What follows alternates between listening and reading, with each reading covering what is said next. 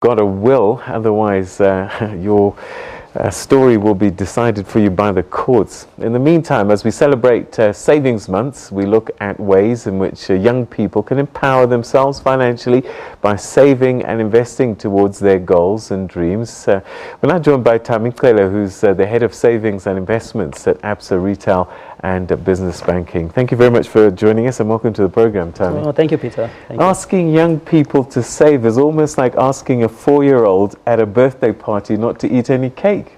True, but it is doable. You know, it is something that they can actually do because they're still not used to the expenses, you know, the living expenses that they would normally do for an adult person. Whereas if you're still young, you are able to be more flexible. And I think if you start early, it's much better for you at a later stage. So what is the savings rate on average in South Africa? So we can sort of get a picture and compare it with the rest of the world.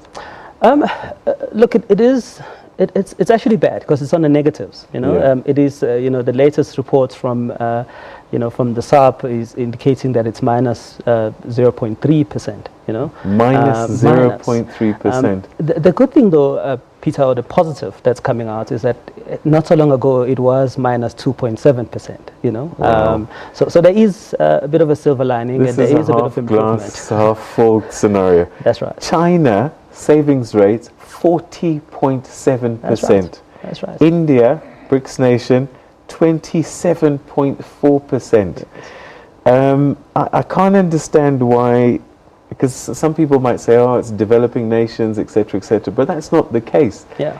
These are similar kinds of people, not rich, but I mean, the Chinese are saving slightly less than half what they earn. India, a quarter. Why can they do it and we're not doing it?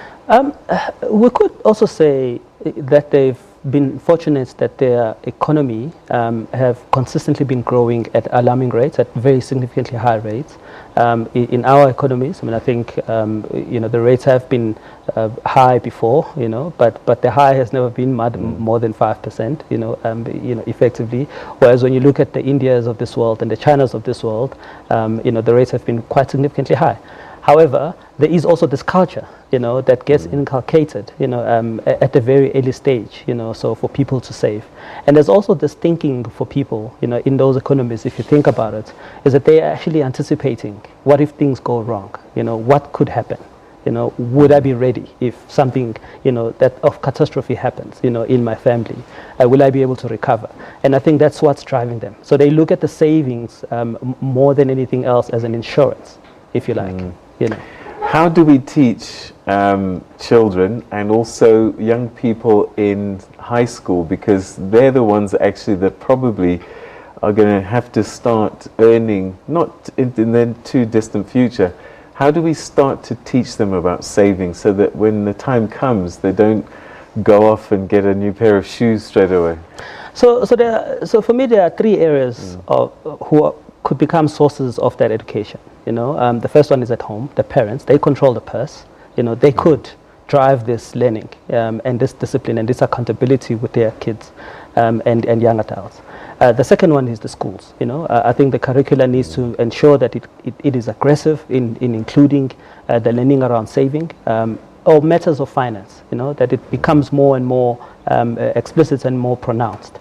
The third area is the peers, So imagine if my friend is being taught at home to save, he's going to come and influence me to saying, actually, it's cool to save, because I'm responsible for my savings and I'm looking to the future as well. So I think it's those three spheres, and I think once we are able to master those, we will be in a position to change this culture.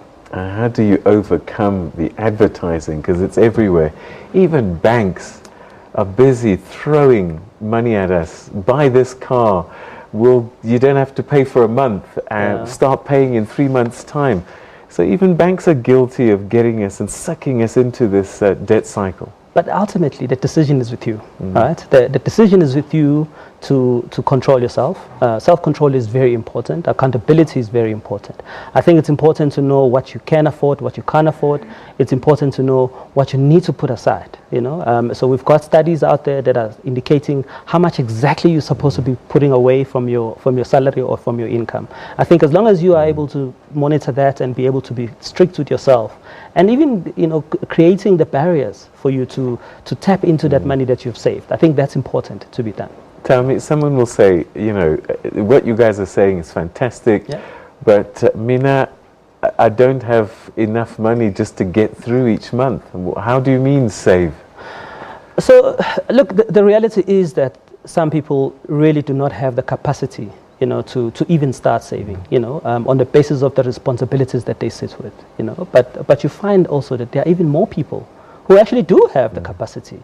The only reason that they're not saving is because they've stretched it out to every other areas that when they sit and they look at it, they will find that actually I shouldn't be spending there. I've got no business spending on this. I've got no business renewing, my cars every 5 years, instead of, saving some of that money once I've paid up my vehicle. And this doesn't discriminate. It's not just poor people at the lower end of the scale, middle class and even upper class. Everybody seems to be in this spending cycle and not thinking about retirement, because I believe as much as 90% of people can't afford to retire. Yeah. No, that's the sad reality. And I think that's a reality that we all wake up when we retire. When you're just about to retire, you're saying, oh no, I'm realizing now that I'm actually unable to afford this. And then they continue to work. This is when you are supposed to be enjoying the quality of life, the sweat that you've put in. But just because of some decisions that you might have made, especially when you know that you can, and it's starting to pay back. The payback time is when you can't afford and you're now starting to work even longer, instead of retiring and staying with your grandchildren and enjoying, the fruits of your labor. What's a good savings rate that you would encourage young people to say, from day one, from your first check, save X percentage? What would you say that's a good one? What I'll do is, I think it's to split this amount, right? So we believe out of the 100% that you earn, 50% needs to really go into your fixed costs. Your rent. If you've got a car, you're paying for car, insurance, because you can't afford not to pay insurance. The 30% we actually believe that it should be discretionary. And you can split the discretionary into what you must pay for and what you really is a want, from your side. But we believe that the 20% is the one where you need to play around about how do you save. Because if you started from a young age, from when you start your first job, it's easy for you to move into that categorization, isn't it? Okay. But the reality is that we are all into instant gratification, which is a big challenge. And also, it's never too late. It's never too late, and you can start as little as you can. I think that's an important piece. Tami Taylor, thank you very much indeed for bringing this to our attention, and hopefully we'll start to change our habits, and instead of getting the top of the range car, maybe the entry level's not so bad either. Thanks so much for your time. Thank you so much. All right. Okay, I think that's where we're going to leave it for today. Thank you very much for joining us. You've been watching Prime Biz. More Prime Biz tomorrow at the same time. But don't forget, we have a great business program in the afternoon as well on SABC3 and Channel 404. See you tomorrow.